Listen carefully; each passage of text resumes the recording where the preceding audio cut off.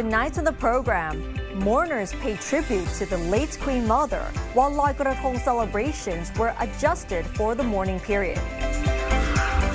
Then we celebrate the legacy of the Queen Mother's sense of style and love of Thai soap. And we retrace the scenes from Thai blockbuster Lan Ma in a quiet neighborhood in Bangkok. สวัสดีค่ะ I'm Nad Bunag and welcome to This Week with Thai PBS World. It has been 2 weeks since the passing of Her Majesty Queen Sirikit, the Queen Mother. Mourners from all walks of life went to the Grand Palace during the past week to pay their respects to the late Queen Mother. It is also expected that the numbers will increase in the coming weeks. Many Thais dressed in black have been flocking to Sanam Luang during the past week to pay their respects to the late Queen Sirikit, the Queen Mother, at the Grand Palace.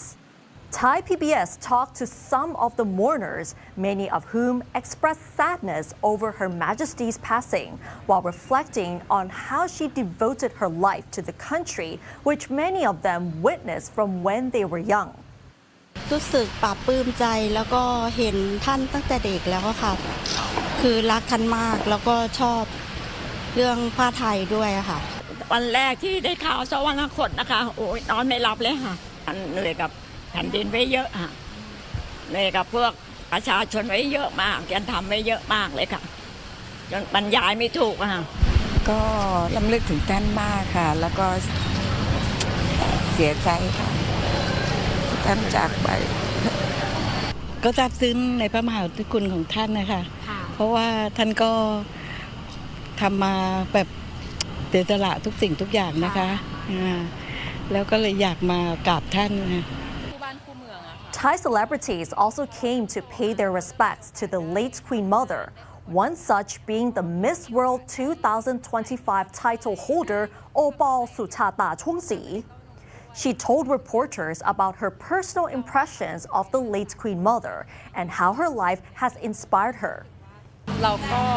เห็นพระองค์ท่านมาตั้งแต่ตอนที่เราเด็กคือพูดง่ายๆตั้งแต่เราแบบลืมตาดูโลกแล้วก็เห็นพระองค์ท่านมาตลอดเหมือนเป็นเหมือนอะไรที่เป็นคู่บ้านคู่เมืองอะค่ะแล้วก็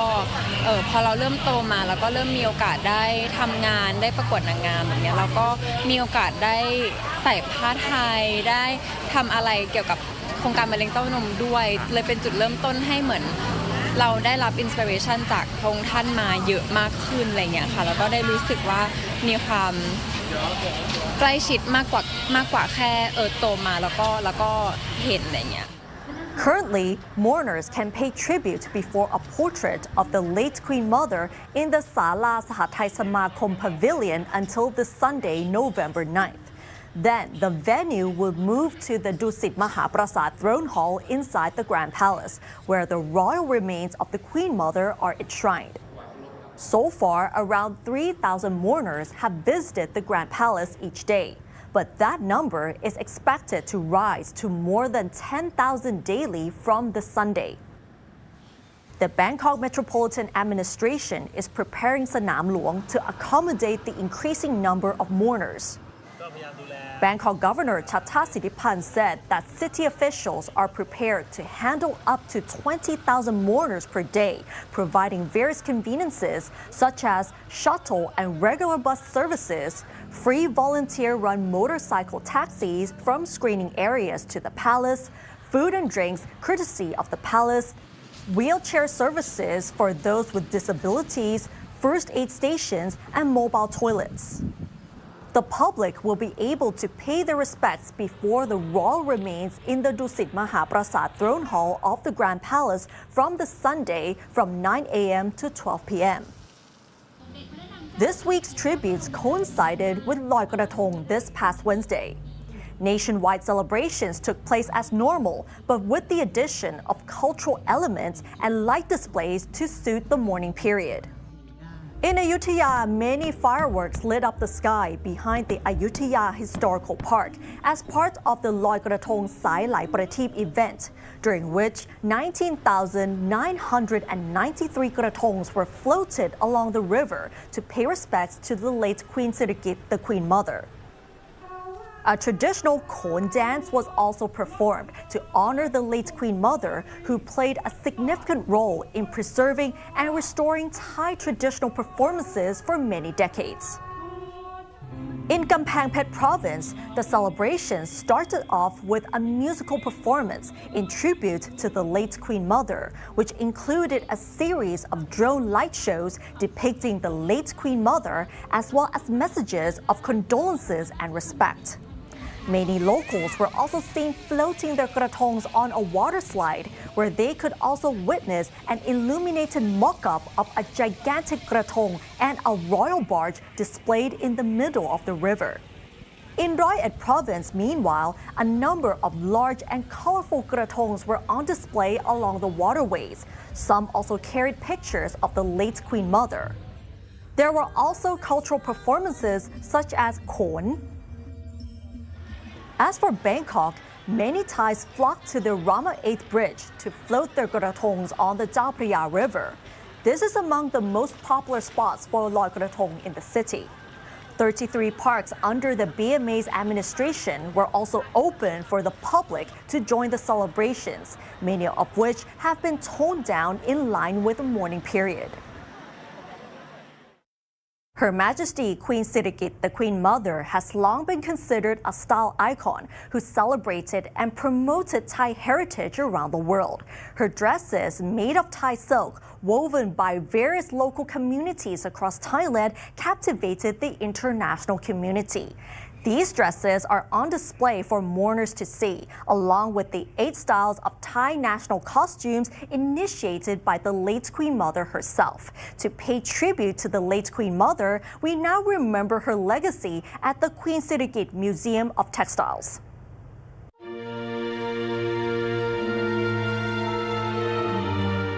The late Her Majesty Queen Sirikit, the Queen Mother, has been widely praised internationally for her sense of style and her wisdom in incorporating Thai silk into modern fashion. It all began in the 1960s during state visits to the United States and Europe. Back then, Her Majesty Queen Sirikit realized that Thailand did not have an official national dress. Her Majesty initiated the idea of developing and modernizing traditional Thai dresses into 8 different styles to represent the country and its culture. The 8 styles include ชุดไทยเรือนต้น ชุดไทยจิตรลดา ชุดไทยอมรินทร์ ชุดไทยบรมพิมาน ชุดไทยจักรพรรดิ ชุดไทยจักรี ชุดไทยศิวาลัย and ชุดไทยดุสิต named after villas within the Grand Palace and Her Majesty's residence, the Dusit Palace. They are designed for various occasions. เรือนต้น, for example, is the most casual and suitable for merit-making ceremonies, while Jitlada is the most usual Thai dress for formal events. Others, such as Dusit, Borompiman, and Siwalai, are for royal ceremonies and evening functions due to their detailed embroidery and embellishments. These 8 styles have become standard Thai costumes today and are symbolic of Thailand's cultural identity. They have also been nominated for inclusion on UNESCO's Intangible Cultural Heritage List. ซึ่งตอนนั้นเนี่ยคุณท่านก็ทรงตระหนักต้องเสด็จไปในฐานะตัวแทนของสตรีไทยต้องแสดงออกถึงความเป็นไทยให้ชาวต่างชาติได้รู้จักพระองค์ท่านทรงมีพระราชประสงค์ให้มีความเป็นชุดไทยที่ไม่เหมือนกับว่าคนเห็นชุดสารีก็ทราบว่านี่คือคนอินเดียเห็นชุดกิโมโนนี่คือคนญี่ปุ่นเห็นชุดไทยคนก็ต้องทราบว่านี่คือคนไทยเช่นเดียวกันที่ผ่านมาเนี่ยเราก็มีชุดไทยอยู่แล้วไม่ว่าจะเป็นการใส่สบายนุ่งโจงนุ่งจีบเพียงแต่ว่าประเทศไทยเนี่ยเราก็มีการรับอิทธิพลต่างประเทศเข้ามามีการปรับเปลี่ยนแต่ยุคสมัยนะคะดังนั้นพระองค์ท่านก็ทรงให้มีการรวบรวมองค์ความรู้นะคะแล้วก็ทรงมีพระราชวินิจฉัยและทรงออกแบบเป็นชุดไทย8 แบบ Her Majesty has played a significant role in supporting Thai textiles crafted by local communities. Thai silk woven by rural communities across the country have also been used in high fashion. Many outfits that Her Majesty wore were designed by renowned French fashion designer Pierre Balmain. Among those that stood out include a white short dress with a large belt resembling the Thai national flag. Thai designers also created dresses using Thai silk for Her Majesty to wear on many different occasions. Those include a white silk dress featuring colorful textiles woven by the Hmong hill tribe and a pink dress which blended Thai silk and lace. There are also dresses that were decorated with beetle wings collected by farmers. Her Majesty was considered an influential figure, bringing Thai heritage to the world through her personal style, which also earned her a reputation as one of the world's best-dressed women. ก็ตั้งแต่พระองค์ท่านเสด็จไปทรงเยือนต่างประเทศในปี 2503 นะคะสื่อต่างประเทศก็ยกย่องในพระสิริโฉมของพระองค์ท่านนะคะเป็นผู้ที่มีแต่งกายงามที่สุดในโลกมาติดต่อกันอย่างต่อเนื่องนะคะจนกระทั่งในปี 2508 พระองค์ท่านเนี่ยทรง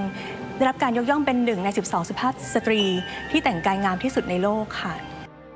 It's the intricate detail of Thai silk, how Western fashion designers designed the dresses, and also Her Majesty's wisdom in combining Thai heritage and style which captivated the international community. Now you can get a glimpse of her style over the past 5 decades and the history behind it at the Queen Sirikit Museum of Textiles located inside the Grand Palace.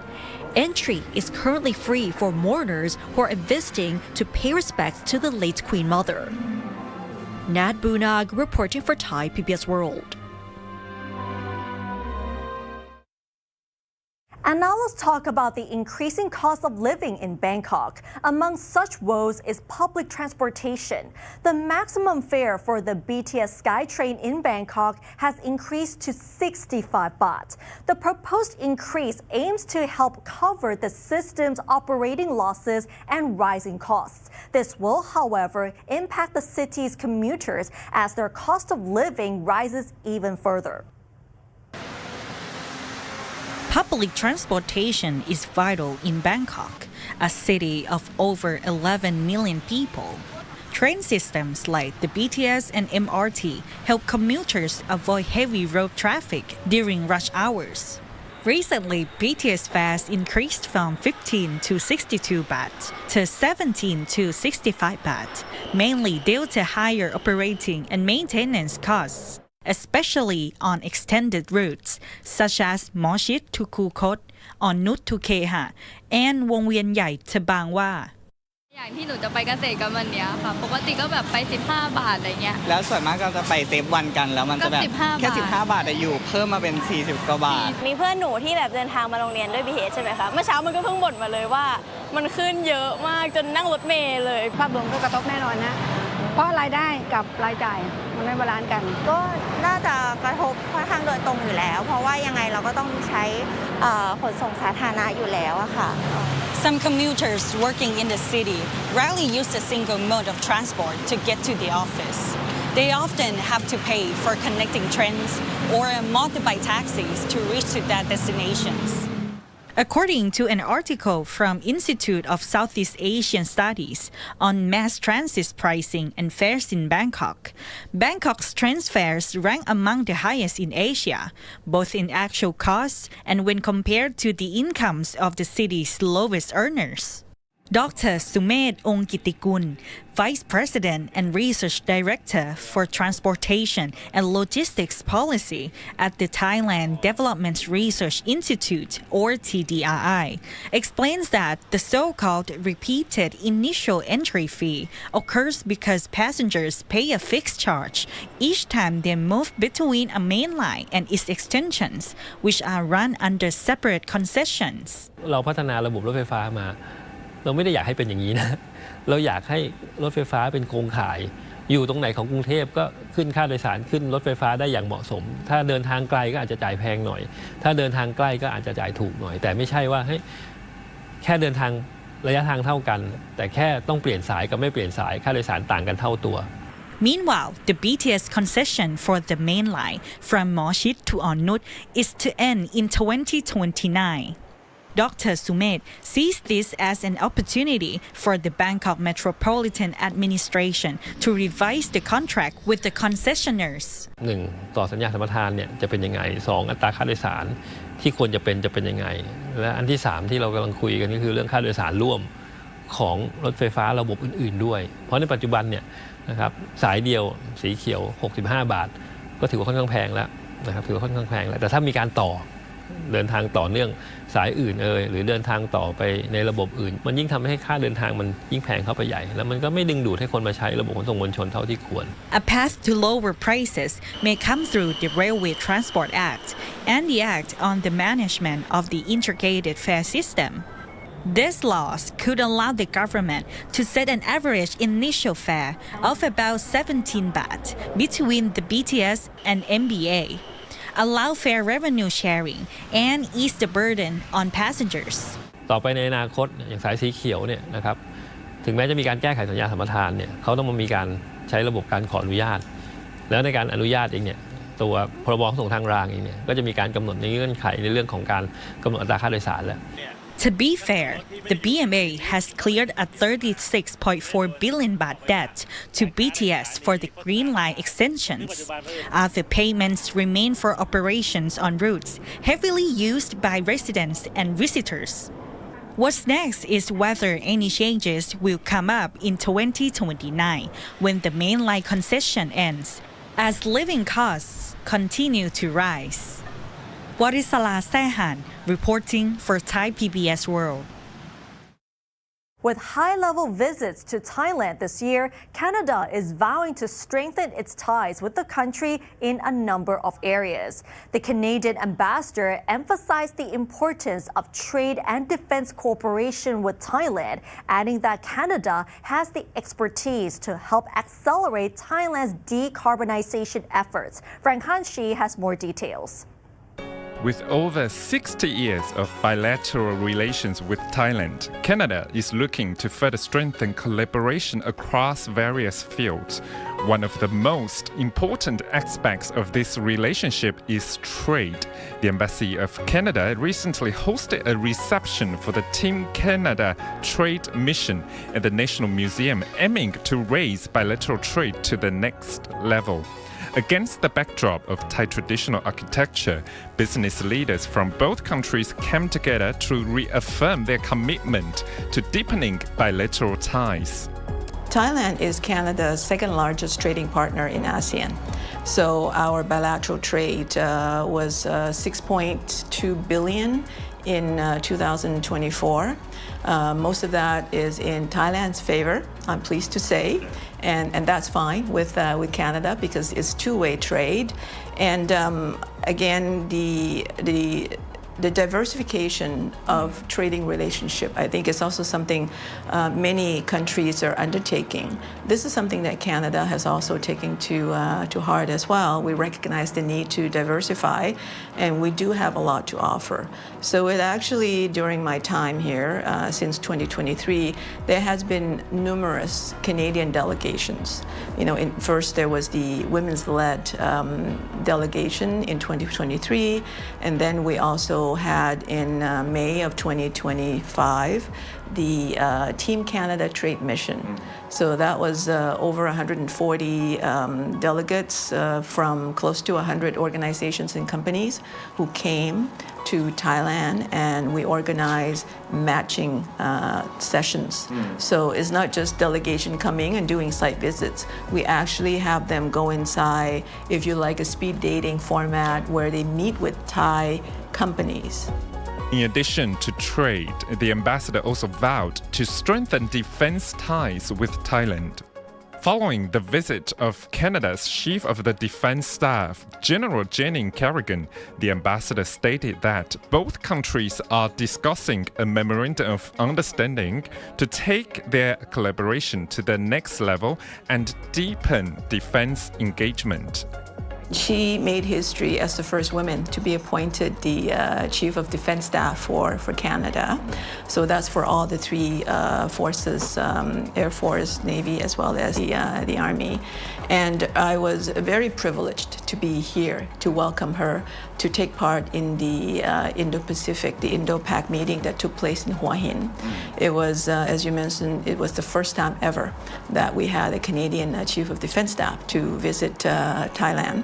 And I think it demonstrates the consistency, but also I think it underlined that we're not a newcomer in that area. In fact, the defense and security cooperation between the two countries has a long history of over 40 years. So we have had multiple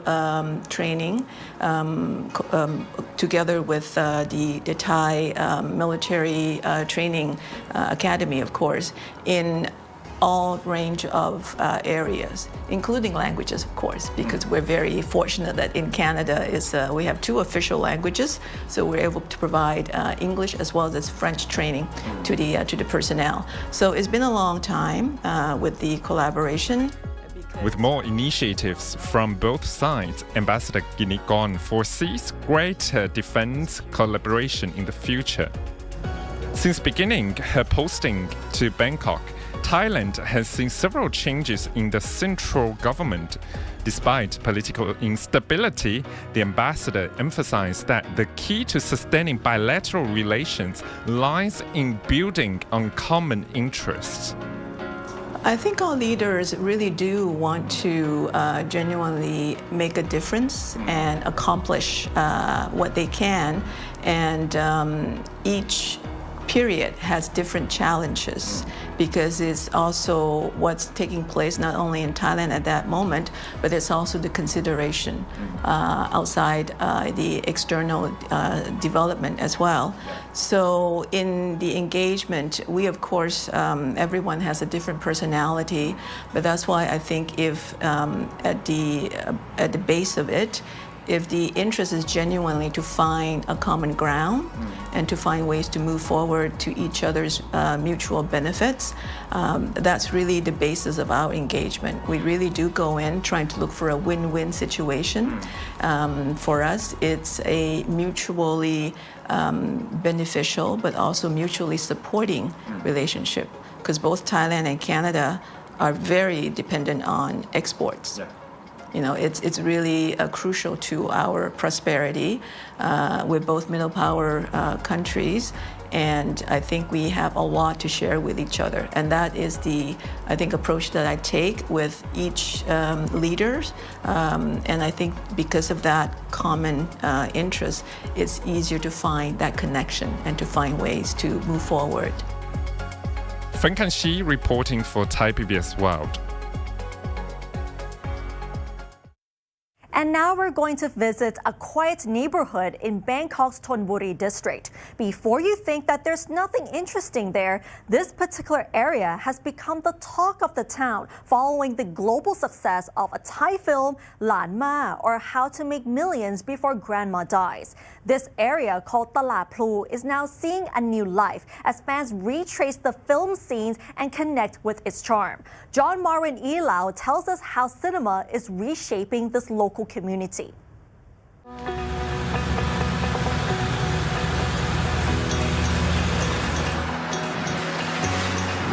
In the heart of Thonburi, Bangkok, lies Talat Phlu,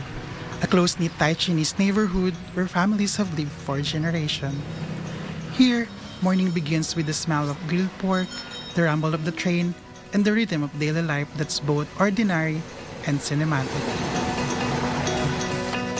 Since 2024, these streets have found new fame. Talat Phlu became a backdrop in How to Make Millions Before Grandma Dies, the Thai hit that moved audiences across Asia and earned more than $73 million worldwide. Fans now walk the same alleys, looking for the spots they saw on screen, the food stalls, the corners, the railway. From local shops to street vendors, Talat Phlu has become both a film location and a living attraction, where cinema and real life meet. To understand how this film's success changed the neighborhood, we spoke with locals, visitors, and cultural experts to understand how cinema can change a city's identity. ก็แตกต่างกันมากขึ้นนะครับเพราะว่านอกจากจะมีคนไทยเนี่ยวัยรุ่นที่เข้ามาตามแล้วก็มีชาวต่างชาติเข้ามาหลายประเทศเหมือนกันนะครับก็มีอย่างประเภททางฮ่องกงไต้หวันจีนแล้วก็มาเลเซียอินโดอย่างนี้นะครับก็มันก็ทำให้ทุกอย่างมันดีขึ้นนะก็แวะมาทานซื้อขนมซื้ออะไรกันอย่างนี้นะครับคือมันก็ดีทำให้ชุมชนมันมีรายได้มากขึ้นนะครับแต่โดยรวมก็คือพยายามแบบรักษาภูมิทัศน์ของเดิมไว้นะครับดีเวลามาก็ได้ถ่ายรูปกันอะไรกันอย่างนี้ครับดีครับทำให้แบบคนรู้จักตลาดพลูเนี่ยมากขึ้นเพราะตลาดพลูเนี่ยมันเป็นชุมชนเก่านะครับแล้วก็มีวัฒนธรรมเก่าๆเยอะอยู่ก็ได้เผยแพร่ไปในตัวด้วยครับทำให้ซอยมีคนหมุนเวียนเข้าออกแล้วศาลเจ้าก็เข้ามาถ่ายด้วยเข้าไปถ่ายในศาลเจ้าด้วยก็ได้ถ่ายวิวแถวนี้ได้ตลอดทั้งวันไม่เงียบเหงาโอเคนะเพราะว่าฮ่องกงมาสิงคโปร์มาสวยๆก็เยอะแล้วก็มาถ่ายรูปมาอะไรแต่เขาก็ไม่ได้ยุ่งอะไรกับใครนะ For many residents, the attention has brought both pride and change. Markets are busier, small shops see new customers, and even long-time vendors are now part of this cultural exchange.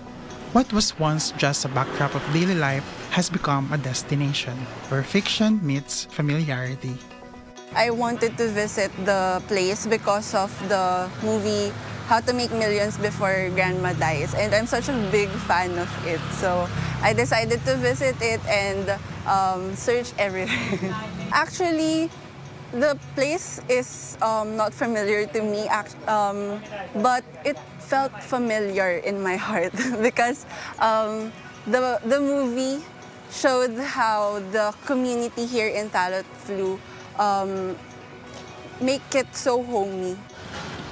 For fans, walking these streets is like stepping into a scene they already love. Each photo, each plate of food, a small connection to a story that touched their hearts. Yeah, I love the vibe of the local shop in Thailand, and I want to try as the character in the movie, and I want to watch the movie to feel more the vibe. It's a wonderful place, and it's a great opportunity to discover and know more about local Thai culture. Talat Phlu is part of a growing trend. Across Bangkok, visitors are drawing to more neighborhood to experience Thailand's most beloved films. Experts say film tourism is reshaping how people see the city, giving old streets new meanings and turning local stories into global memories. I think movie industry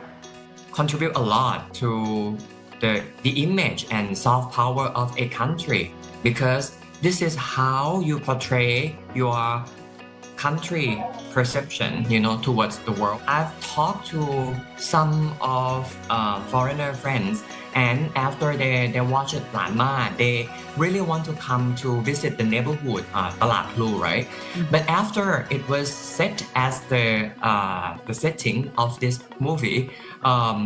this community, and this kind of community, which are hidden, in maybe not that overhyped in international markets. I don't want to say got promoted, but become visible, and people want to come and explore and absorb the atmosphere and lifestyle. In Talat Phlu, the line between movie and memory blurs. Each sound, each corner, each smiles were part of a living set where Bangkok's culture continues to unfold. For residents, tourists, and filmmakers alike, Bangkok offers streets that are both everyday life and cinematic location. And Talat Phlu is one of them that you shouldn't miss. John Marin Alao, Thai PBS World.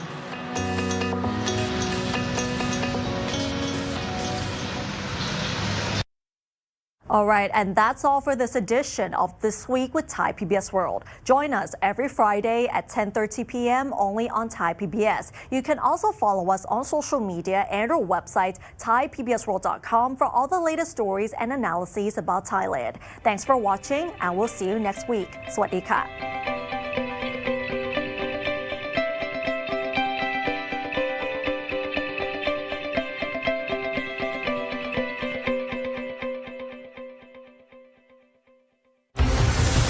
ฟิล์มเฟส 2025 กลับมาอีกครั้งเพื่อขอหนังและสารคดีจัดเต็มกับเวทีทอล์กสุดเข้มข้นของคนหลังเลนงานประกาศรางวัลวิภาพิชชิ่งโปรเจกต์ 2025 พร้อมชมหนังสารคดีฟรี 2 เรื่อง 2 รถ Black Box Diaries และอลิโฮปาดันเคิร์ตสตอรี่พบกันเสาร์ที่ 8 พฤศจิกายนนี้เวลา 12 นาฬิกาถึง 19 นาฬิกาณโรงภาพยนตร์เฮ้าส์ 3 ย่าน ชั้น 5 3 ย่านมิตรทาวน์ลงทะเบียนสำรองที่นั่งได้แล้ววันนี้ทาง www.wipa.me/filmfest 2025 รีบด่วนที่นั่งมีจำนวนจำกัด